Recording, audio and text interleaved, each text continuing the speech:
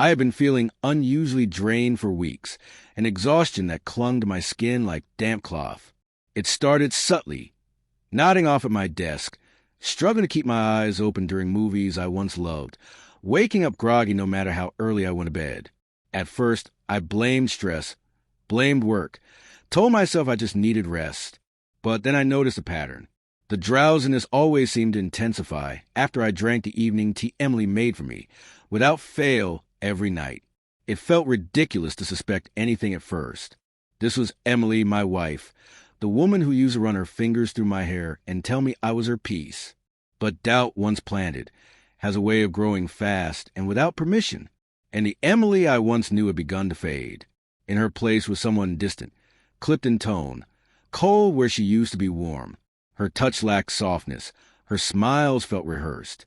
She moved like a woman pretending she hadn't already left in her mind. That shift, paired with my relentless fatigue, gnawed at me. So one night, I pretended to fall asleep early, curious and increasingly uneasy. I left the bedroom door open just a crack and kept one eye barely open. I watched her move quietly into the kitchen. She poured the tea like always, but then she added something from a small vial hidden in her palm. She stirred longer than usual, glancing over her shoulder. That sight made my stomach drop. The next day, I confided in my co-worker Mark, who used to be an EMT. I chose him because I knew he wouldn't laugh it off. He didn't. His face darkened, and he warned me that strong sedatives, especially in unregulated doses, could be dangerous, even lethal. He suggested I skip the tea for a night and see what happened. That night, I followed his advice. I smiled through dinner, kissed Emily's cheek, thanked her for the tea, and then as I reached for my phone, I deliberately knocked the cup off the table. Porcelain shattered on the floor like a gunshot in the silence. She jumped, startled, but then she froze, her expression too sharp, too calculating for what should have been a minor accident.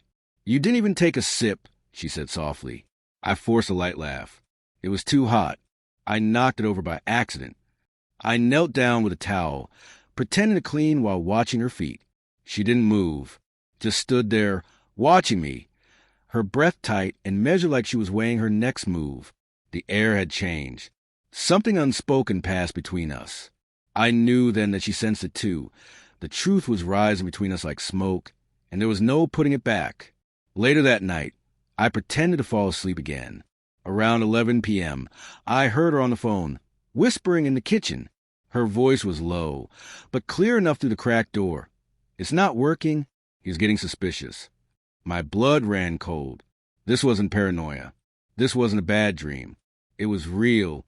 I reached beneath my pillow, where my phone had been recording since she picked up that call. I hit save and sent a backup copy to my email, then packed a small bag and slipped out the back door while she was still talking. I drove straight to my friend David's place. We hadn't spoken in a while. Life had pulled us in different directions, but he let me crash on his couch without asking too many questions. That kind of loyalty, I'd forgotten what it felt like. The next morning, I checked into a private clinic and requested a full toxicology screening. The results came back quickly. Trace levels of Zolpad, a prescription-grade sedative used for severe insomnia. I had never been prescribed it. The doctor looked at me strangely, cautiously. I could see the question in his eyes. I didn't waste time. I compiled everything: the toxicology report, the audio recording, screenshots of my chats with Mark where I documented my symptoms, and handed it all to a lawyer. Within days, we involved the authorities. The police obtained a warrant and searched our home. In the back of the kitchen cabinet, hidden behind a dusty box of vitamins, they found it, an unmarked bottle of pills. The prescription label bore the name of a man I had never heard of.